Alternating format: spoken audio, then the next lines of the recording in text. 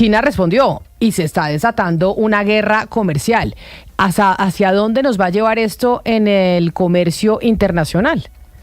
Pues muchos dicen, Camila, que sin duda alguna a nivel económico a una recesión global, lo decía hoy JP Morgan. Pero aquí importante destacar lo que está pasando en la bolsa de Nueva York, que Wall Street está perdiendo más de 1.500 puntos luego de que China anunciara 34% de aranceles a los productos provenientes de los Estados Unidos. Pero entendamos aquí, Camila, quién gana y quién pierde, porque usted bien dijo algo que los analistas han mencionado y es América Latina, digamos, cayó bien parada frente a otros países, incluso del sudeste asiático y de Asia, en este tema de los aranceles. Y por eso le tengo en línea a Alejandro Jara. Él fue director adjunto de la OMC, o sea, de la Organización Mundial del Comercio, entre el año 2005 y el año 2013. Es tal vez una de las personas que más sabe en Chile de este tema del comercio internacional. Señor Jara, gracias por acompañarnos en Blue Radio hasta ahora. Sí, buenas tardes, ¿cómo están? Gusto estar con ustedes. El gusto es para nosotros. Señor Jara, aquí es el vamos y direte, o el dimes y diretes entre Donald Trump, Xi Jinping, van y vienen. Pero, ¿quién pierde? Más allá de que pierde el comercio internacional, pero ¿quiénes pierden en esta guerra? Bueno, yo primero diría que cuando dos elefantes se pelean, los que pierden son los ratones que están por ahí alrededor, o sea, todos los demás, ¿ya? Pero también pierden los países que aplican las medidas. La reacción de China era esperable, se había anunciado y creo que China tiene la capacidad de aplicar las medidas y también era esperable por parte de Estados Unidos que China no iba a dejar de responder. Así es que estamos dentro de lo previsible, por así decirlo. Se había anunciado. Y obviamente esto va a tener un impacto en las cadenas globales de valor, en la manera como se organiza la producción, en las intenciones de inversiones, etcétera, y por lo tanto eso va a afectar a la economía de Estados Unidos, va a afectar a la economía china y como indirectamente va a afectar al resto del mundo. Doctor Jara, con todo que esto está pasando, ¿cómo queda la OMC, institución que usted fue director adjunto durante 9 años como árbitro mundial del comercio? ¿Cómo queda parada desde lo institucional y si cree usted que tiene poder para mediar unas futuras negociaciones para estabilizar este escenario?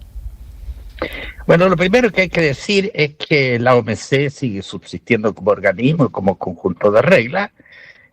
También ha sido evidente y así los ministros de los países miembros de la OMC lo han reconocido. Desde hace varios años la OMC está en una situación crítica, pues necesita actualizar muchas de sus disciplinas, liberalizar sectores que no han sido liberalizados en la misma medida que otros como la agricultura, y también incorporar nuevas disciplinas en áreas que hoy día no están cubiertas, ¿no? E incorporar un factor ambiental también entre las disciplinas, entre otras cosas. Por lo tanto, la OMC necesita reforma y hasta el momento no ha habido mucho capital político para impulsar esa reforma. Pero entonces eso quiere decir, señor Jara, que la demanda que puso China, que acaba de poner ante la OMC por estas medidas arancelarias de Donald Trump, no tiene ninguna luz, es decir, no sirve para nada. No, sí sirve porque creo que es muy importante. La OMC dice que los países no pueden aplicar medidas unilateralmente en respuesta a las medidas que aplica otro país.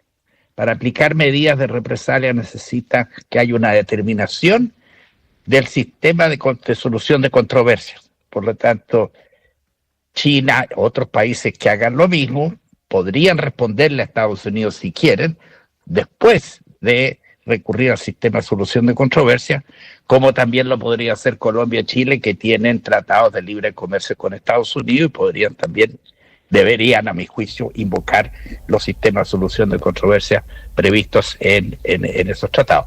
Así que ese punto sirve porque va a haber una declaración de una autoridad externa en el sentido de que la medida no está en conformidad con la OMC, salvo que Estados Unidos ofrezca una explicación y justifique la medida, etcétera. Y eso es una cosa que tiene que verse. Pero, señor Jara, viendo las actitudes y declaraciones del presidente Donald Trump y de su gobierno, pues no pareciera que fuera un gobierno en donde le importaría mucho cuál sería una declaración de la Organización Mundial del Comercio, más allá de que les fallara en contra o que dijera que Estados Unidos pues no tenía por qué poner los aranceles a la Unión Europea, a Asia, a América Latina y no tuviera la justificación.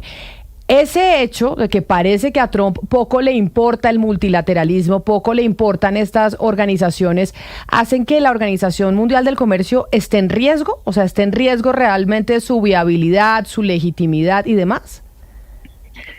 Dos comentarios. Primero, me parece que puede tener razón en el sentido que a Estados Unidos le va a importar bien poco que haya una determinación negativa respecto a una medida que ellos han adoptado.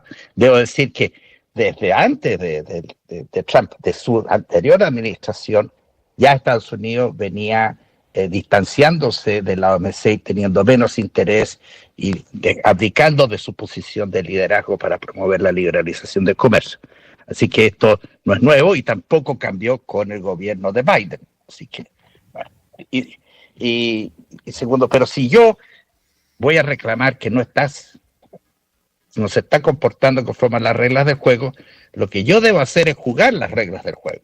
Y para eso invoco el sistema de solución de controversias y cumplo con hacerlo. Y creo que eso es importante para protegernos nosotros mismos y poder reclamar con fundamento y el fundamento que no solamente uno va a decir que esas medidas son contrarias a sus obligaciones, sino que también hay un sistema independiente y autónomo que va a refrendar esa opinión.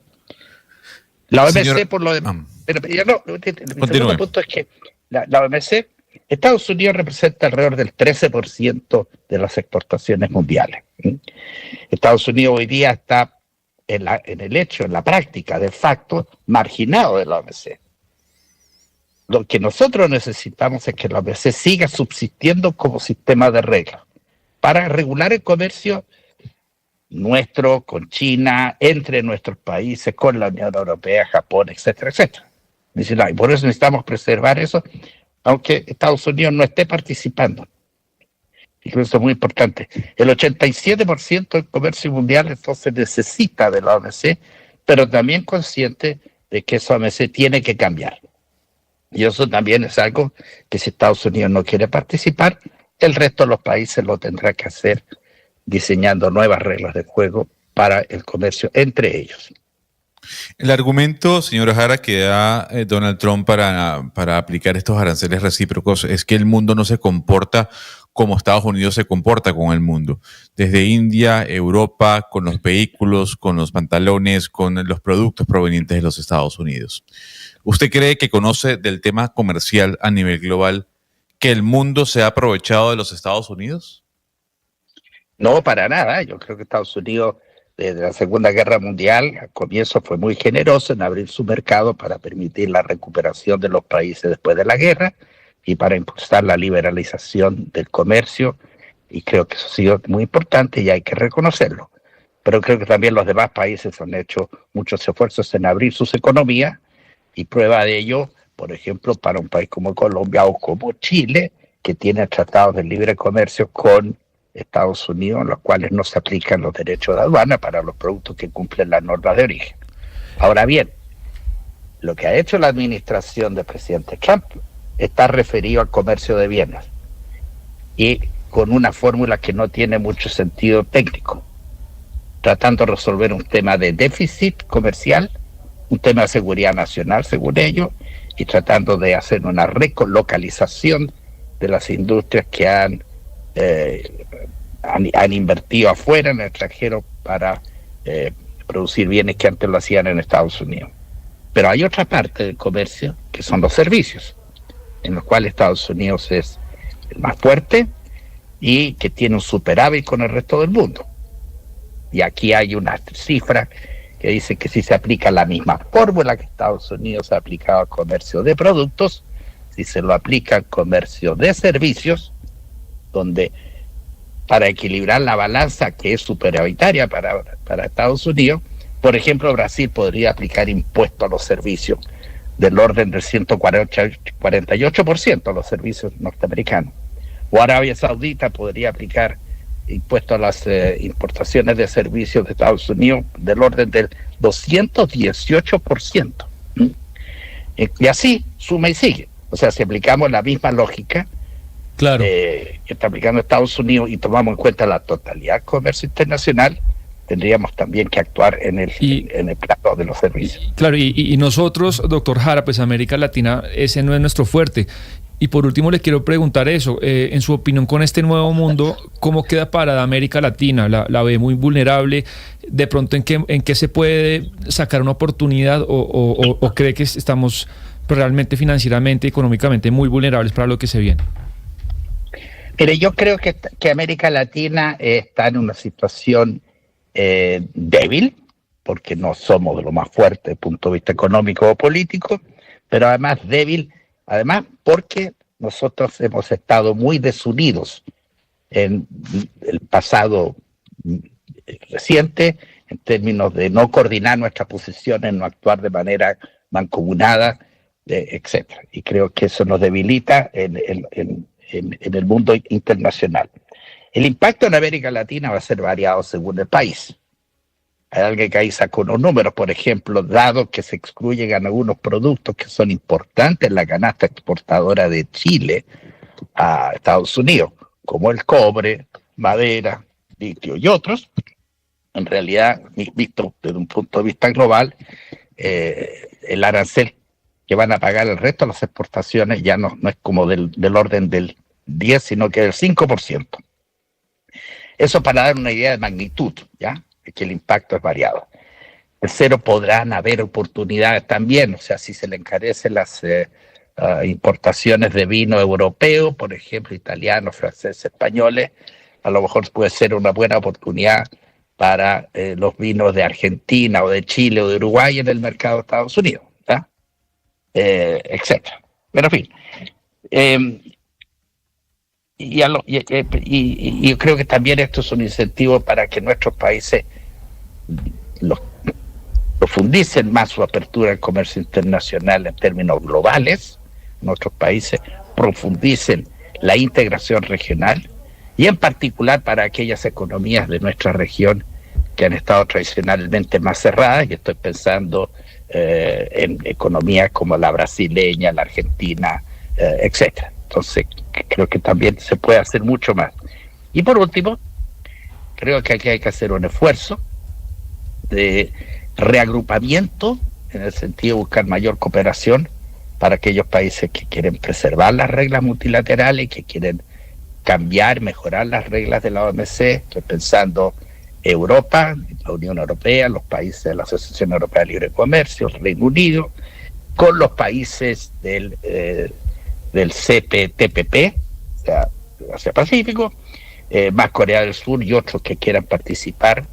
Creo que debería haber ahí alguna coordinación, debería haber algún compromiso por mantener y mejorar las reglas de comercio multilaterales, ¿cierto? Y así reafirmar la cooperación internacional, lamentando que Estados Unidos no quiera participar de ese ejercicio.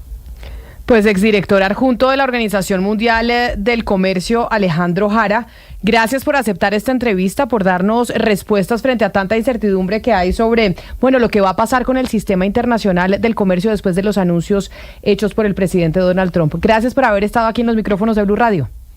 Muchas gracias y buenas tardes. Buenas tardes, 12 del día, 57 minutos. Ahí es donde está pues la respuesta a muchas inquietudes que todavía existen frente a lo que anunció el presidente Donald Trump, porque faltan todavía las negociaciones. De hecho, en el trino que usted leyó, Lucas, sobre TikTok, si ve que Trump cambia un poco el lenguaje, frente a China. Primero les dice, China hizo lo que no se podía permitir y era paniquearse frente a las medidas y ponernos el 35% de arancel. Frente a lo de TikTok, ahí cambia y dice, mire, a pesar de esto yo puedo sentarme a negociar. Entonces es como si estuviéramos frente a un jugador de póker en donde está cañando, no está cañando y está jugando con los chinos, y los chinos yo no sé qué tanto pues no vayan a ganar la partida. Que hace un mes más o menos, Camila, en una declaración de la portavoz del Ministerio de Relaciones Exteriores de China, lo leímos aquí, decía, si Estados Unidos quiere guerra, les vamos a jugar el tipo de guerra que quieran. Y yo le dije, si los es una chinos guerra no arancelaria, hablan por ahí hablar. vamos. El tipo de guerra que quieran, Sí. nosotros vamos a responder. Si Estados Unidos quiere guerra, estamos listos, dijeron, Jennifer.